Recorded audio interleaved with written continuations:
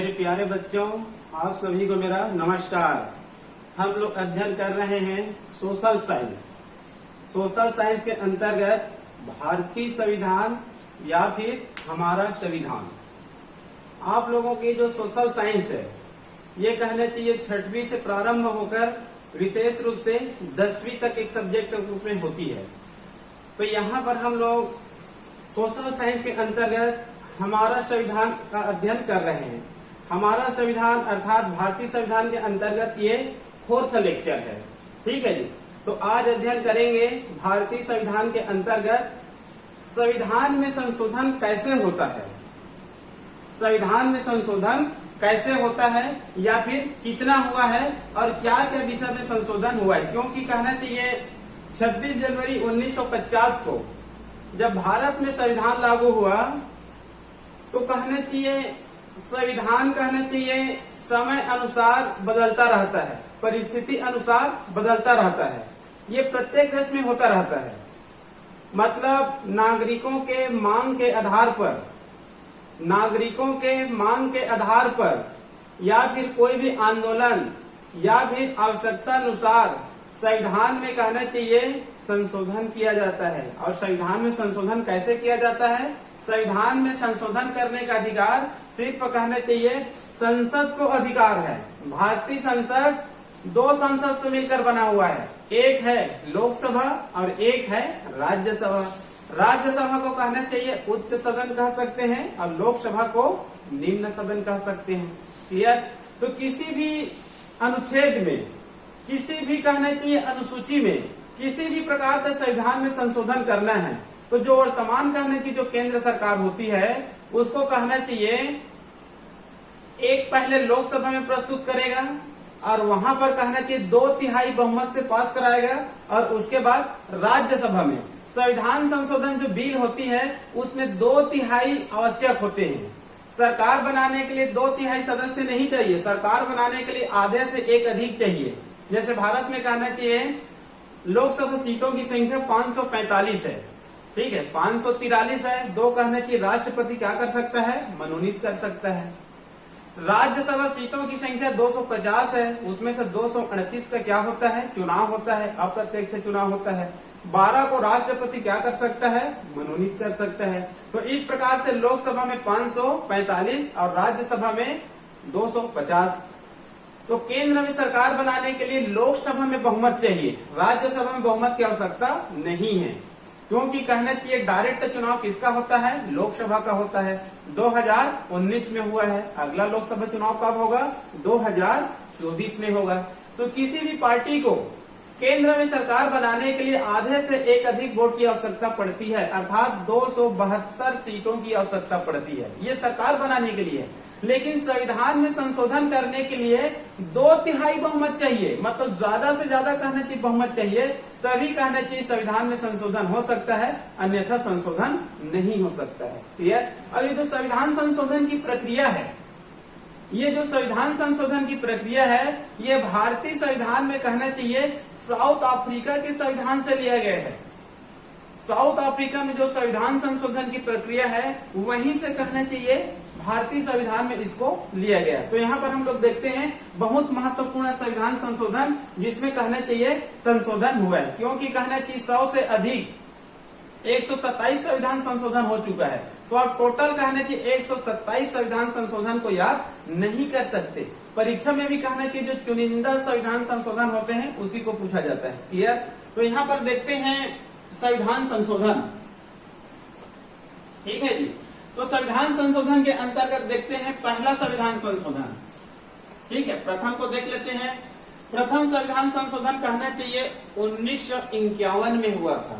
मतलब 26 जनवरी 1950 को लागू हुआ और जस्ट उसके अगले साल 1951 में पहला संविधान संशोधन हुआ। और कहना चाहिए जो 12 अनुसूची है, मूल संविधान में याद रख लेंगे, मूल संविधान में अनुसूची की संख्या कितनी थी? 8 थी। और वर्तमान में कहना चाहिए संविधान में अनुसूची की संख्या कितनी है? 12 हो गई है। ठीक है, तो 9वीं अनुसूची को इसमें जोड़ा गया। 9वीं अनुसूची में क्या है? भूमि सुधार अधिनियम बाद में कहना चाहिए 10वीं अनुसूची भी जोड़ा गया, जिसमें दल बदल कानून पर रोक लगाया गया है।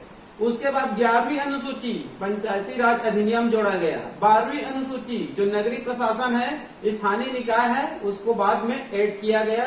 तो वर्तमान संविधान में कहने चाहिए अनुसूची की संख्या कितनी है, 12 हो गई है। क्लियर।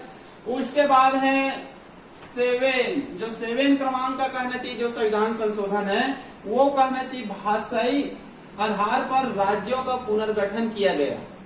हमारे देश में कहना चाहिए जो राज्य बना हुआ है, तो आधार किसको माना गया है, राज्य बनाने का कहना चाहिए आधार भाषा को माना गया है। मतलब जिस क्षेत्र में जो भाषा बोली जाती है उसी के आधार पर कहना चाहिए राज्य बनाया गया है। भाषाई के आधार पर, भाषा के आधार पर बनने वाला पहला राज्य कौन है, आंध्र प्रदेश। ठीक है जी। आंध्र प्रदेश में कहना चाहिए तेलुगु भाषा बोली जाती है। ठीक है। आगे जाएंगे दक्षिण भारत में और कई भाषा होती है। कन्नड़ बोलने वाले को कर्नाटक, मलयालम बोलने वाले को केरला, तमिल बोलने वाले को तमिलनाडु, छत्तीसगढ़ी बोलने वाले को छत्तीसगढ़, और इधर कहने चाहिए उत्तर भारत में हिंदी भाषा है। ठीक है। इधर भी जाएंगे पूर्वी, मतलब अधिकांश राज्य कहने चाहिए किसको आधार माना गया है, भाषा को माना गया है। उसके बाद कहने चाहिए 42 और 44, ये दोनों बहुत ही महत्वपूर्ण है। इसको तो कहने चाहिए मिनी संविधान संशोधन कहा जाता है। मतलब इतने इसमें संविधान संशोधन हुए हैं कि इनको कई बार कहना चाहिए मिनी संविधान संशोधन भी कह दिया जाता है। देखिए इसमें क्या किया हुआ है। जो भारतीय संविधान की जो फ्रंट में होता है, जैसे ही आप लोग संविधान एक बुक है, उसको जैसे ही हम लोग खोलेंगे तो उसमें कहना चाहिए प्रस्तावना होती है। क्या होती है, प्रस्तावना। सामान्य बुक भी देखेंगे उसमें भी कहना चाहिए लेखकों का एक विचार होता है जिसको कहना चाहिए इंट्रोडक्शन या फिर प्रस्तावना कहते हैं। उसी प्रकार से संविधान में क्या होती है, प्रस्तावना होती है। तो प्रस्तावना में क्या जोड़ा गया, प्रस्तावना में कहना चाहिए 3 शब्द जोड़ा गया, समाजवाद, अखंडता, धर्मनिरपेक्षता। भारतीय संविधान के प्रस्तावना में क्या क्या शब्द जोड़े गए, समाजवाद, अखंडता और धर्मनिरपेक्षता। धर्मनिरपेक्षता के बारे में हम लोग बाद में पढ़ेंगे। एनसीईआरटी बुक में धर्मनिरपेक्षता के अंतर्गत एक चैप्टर ही है संविधान के अंतर्गत। क्लियर। उसके बाद कहना चाहिए 51 का भी जोड़ा गया। पहले 51 था, का शब्द आता है मतलब बाद में जोड़ा गया है। 51 का के अंतर्गत मूल कर्तव्य जोड़ा गया। वर्तमान में मूल कर्तव्य कितना है, 11 है। इनको कहना चाहिए रूस के संविधान से लिया गया। मूल कर्तव्य, मूल अधिकार नहीं, मूल कर्तव्य। मूल अधिकार तो अमेरिका से लिया गया है। उसके बाद कहना चाहिए जो लोकसभा होती है, विधानसभा होती है, ये कहना चाहिए पहले 5 वर्ष का होता, अभी भी 5 वर्ष का है, पहले भी 5 वर्ष का होता था, लेकिन बीच में इसको कितने वर्ष का कर दिया गया था, 6 वर्ष का। आप लोग देखते होंगे लोकसभा, विधानसभा, पंचायत चुनाव, जो भी चुनाव है अधिकांश कहना चाहिए 5 वर्ष में होता है, लेकिन उस दौरान कहना चाहिए 5 वर्ष को क्या कर दिया गया था, 6 वर्ष कर दिया गया था। ठीक है। उसके बाद कहना चाहिए 44वें 44 संविधान संशोधन। 44 संविधान संशोधन में जो यहाँ पर 5 वर्ष से 6 वर्ष किया गया था, उसको पुनः 6 वर्ष से 5 वर्ष कर दिया गया। फिर से कहना चाहिए वापस कर दिया गया, और अभी कहना चाहिए वर्तमान में 5 वर्ष ही है। क्लियर। इसमें कहने की जो मौलिक अधिकार की संख्या पहले 7 थी। ठीक है। तो उसमें जो संपत्ति का अधिकार है, मौलिक अधिकार के अंतर्गत एक संपत्ति का अधिकार था, उसको हटा दिया गया, और इस प्रकार से कहना चाहिए मौलिक अधिकार 7 से घटकर कितनी हो गई, 6 हो गई। अर्थात संपत्ति का अधिकार आपका मौलिक अधिकार नहीं है। चाहेगा तो सरकार कहना चाहिए आवश्यकता पड़ने पर क्या कर सकता है, वो ले भी सकता है। क्लियर। उसके बाद आगे है 52 के अंतर्गत दल बदल कानून लाया गया। दल बदल कानून लाया गया और इसको 10वीं अनुसूची, अनुच्छेद नहीं, अनुसूची में क्या किया गया, 10वीं अनुसूची के अंतर्गत ऐड किया गया। क्लियर। उसके बाद है 61 इसमें जो मताधिकार की कहना की जो आयु होती है, पहले 21 वर्ष के जो व्यक्ति क्या होते थे, मत देते थे, वोट देते थे। विधानसभा, लोक चुनाव, जो भी चुनाव होते थे उसमें 21 वर्ष के व्यक्ति क्या करते थे, मत देते थे, वोट देते थे। अब उसको घटाकर कितना कर दिया गया, 18 कर दिया गया। वर्तमान में कहना चाहिए 18 वर्ष ही है मताधिकार की आयु। उसके बाद है 73वें और 74वें 73, 74, इसको कई बार आप लोग को बताया हूं मैं, ठीक है। 73 के अंतर्गत पंचायती राज अधिनियम 11वीं अनुसूची जोड़ा गया और 74वें संविधान संशोधन के अंतर्गत जो नगरीय प्रशासन होती है इसको 12वीं अनुसूची में क्या किया गया, ऐड किया गया। इस प्रकार से भारतीय संविधान में अनुसूची की संख्या भी कितनी है, 12 हो गई है। क्लियर। आगे है 88, आगे है 88, 88, ठीक है जी। 88 के अंतर्गत आरटीई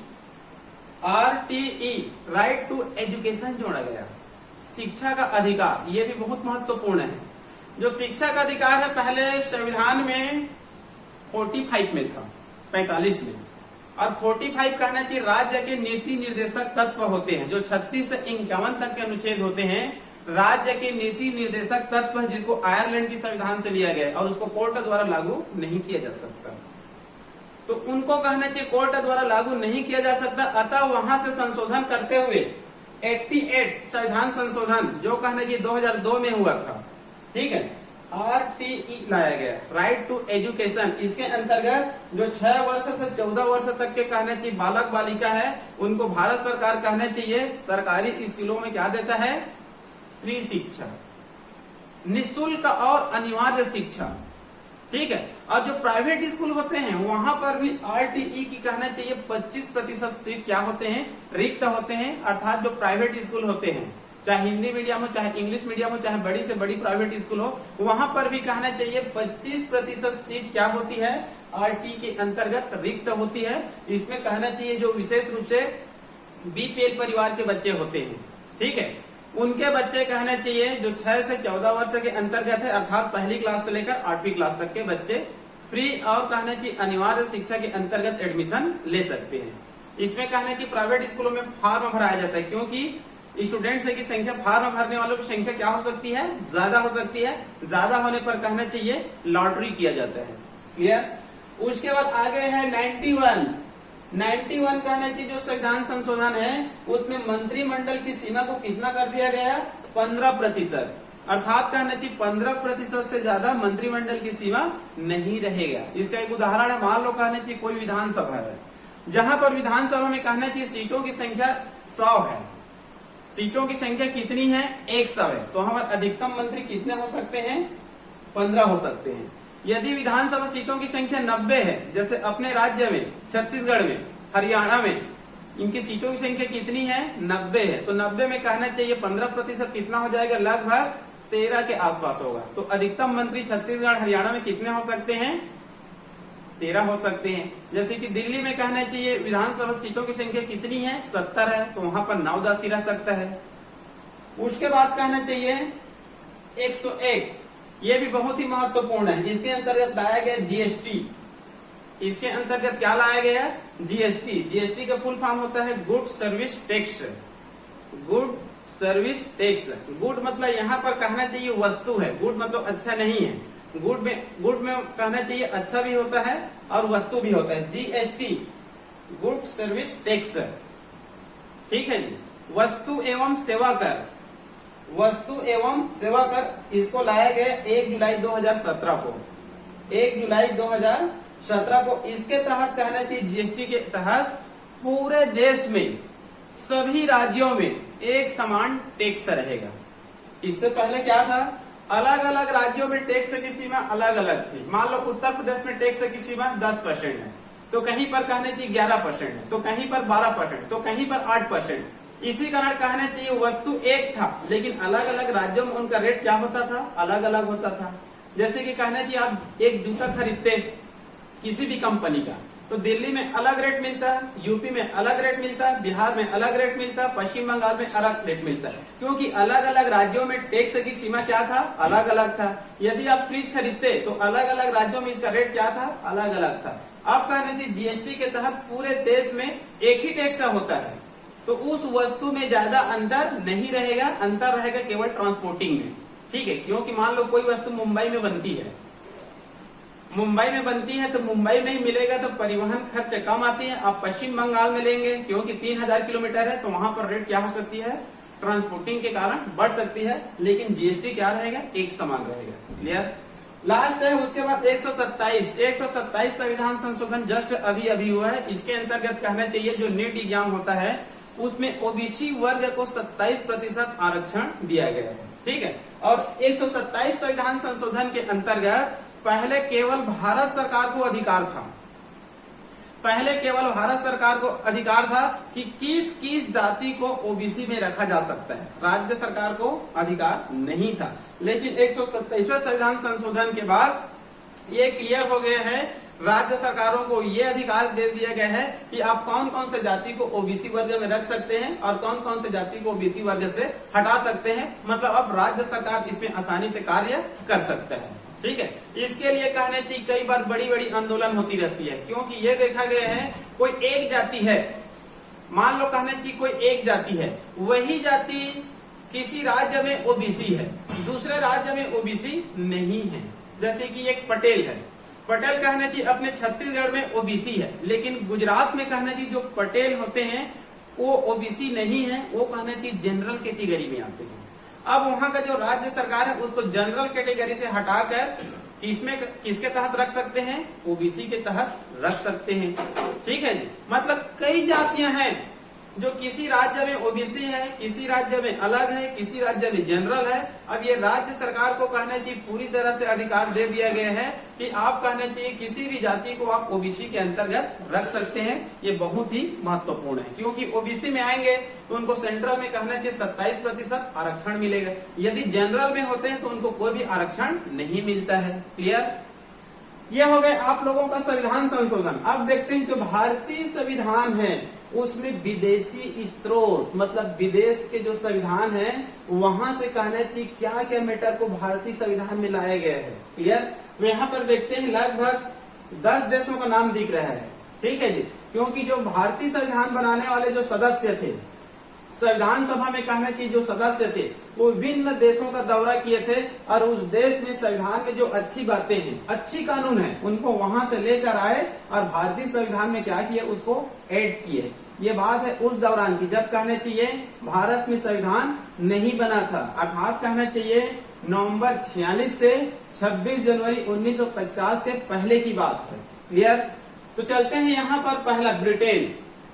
ब्रिटेन कहने चाहिए यहाँ का जो संविधान है वहां से संसदीय शासन प्रणाली को लाया गया है।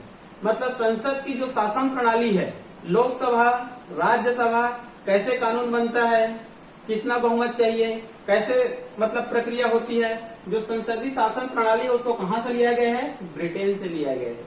उसके बाद एकल नागरिकता। एकल नागरिकता मतलब किसी भी व्यक्ति को एकल नागरिकता मिलेगा ब्रिटेन में और भारत में। अर्थात हम लोग कहना चाहिए भारत के रहने वाले हैं, भारत के कहना चाहिए नागरिकता है, हमारा जो निवास प्रमाण पत्र है वो भारत का है। यदि कहने चाहिए हम लोग पढ़ने के लिखने के लिए विदेश जाते हैं और यदि कहने चाहिए विदेश में हम लोग नागरिकता ग्रहण कर लेते हैं, यदि हम अमेरिका चले गए पढ़ने लिखने के लिए और वहां कहने चाहिए जॉब भी पा गए या फिर जॉब भी नहीं पाए, वहीं पर हम लोग नागरिकता के लिए आवेदन देते हैं और अमेरिका का हम लोग को जैसे ही नागरिकता मिलेगा तो भारत से नागरिकता क्या हो जाएगी, समाप्त हो जाएगी। क्योंकि भारत के संविधान में किस प्रकार की नागरिकता है, एकल नागरिकता है। अमेरिका में दोहरी नागरिकता है। अमेरिका में क्या है, दोहरी नागरिकता है, अर्थात अमेरिका के व्यक्ति भारत की नागरिकता ग्रहण करेगा तो भी अमेरिका में उसकी नागरिकता नहीं छीनेगा। क्लियर। उसके बाद है अमेरिका। अमेरिका से कहना चाहिए स्वतंत्र न्यायपालिका, स्वतंत्र एवं निष्पक्ष न्यायपालिका। भारतीय संविधान में जो न्यायपालिका है, चाहे आपका हाई कोर्ट हो, चाहे सुप्रीम कोर्ट हो, चाहे जिला सत्र न्यायालय, कोई भी न्यायालय है, स्वतंत्र एवं निष्पक्ष है। इस पर कहने की किसी भी दबाव नहीं है। राज्य सरकार और सेंट्रल गवर्नमेंट किसी भी व्यक्ति का यहाँ पर दबाव नहीं होता है, स्वतंत्र एवं निष्पक्ष न्यायपालिका है। इसको कहाँ से लिया गया है, अमेरिका से लिया गया। क्लियर। उसके बाद है मौलिक अधिकार। भारतीय संविधान में वर्तमान में 6 मौलिक अधिकार है। ठीक है। तो ये जो मौलिक अधिकार है कहाँ से लिया गया है, अमेरिका से लिया गया। ये बहुत ही महत्वपूर्ण है। हमारा संविधान हमको कहना चाहिए अधिकार देता है। जो अनपढ़ व्यक्ति होते हैं या फिर जो संविधान के बारे में नहीं जानते हैं, वो आपको क्या क्या मौलिक अधिकार दिया गया है ये उनको पता नहीं रहता है। क्लियर। उसके बाद है राष्ट्रपति पर महाअभियोग। हम लोग कहना चाहिए अप्रत्यक्ष चुनाव द्वारा राष्ट्रपति का चुनाव कर दिए हैं, राष्ट्रपति बन चुका है। ठीक है, अधिकांश देशों में राष्ट्रपति होता है, तो राष्ट्रपति बन गया तो क्या 5 साल तक के लिए हम उसको नहीं हटा सकते क्या? यदि वह व्यक्ति गलत कार्य करता है, संविधान के अनुसार कार्य नहीं करता है, यदि भ्रष्टाचार में लिप्त है, अर्थात वो संविधान के अनुसार कार्य नहीं कर रहा है, तो राष्ट्रपति को किस विधि से हटाया जा सकता है? महाअभियोग। राष्ट्रपति को भी इसी विधि से, और जो सुप्रीम कोर्ट है, हाई कोर्ट के जो जज होते हैं, चीफ जस्टिस होते हैं, इन सबको कहना चाहिए महाअभियोग विधि द्वारा क्या किया जा सकता है? हटाया जा सकता है। क्लियर? इसी प्रकार से कहना चाहिए कुछ और अन्य है। ठीक है, जैसे कि मुख्य चुनाव आयुक्त होते हैं, मुख्य चुनाव आयुक्त होते हैं, उनको भी कहना चाहिए महाअभियोग से हटाया जा सकता है। महाअभियोग के लिए कहना चाहिए 2/3 सदस्य चाहिए।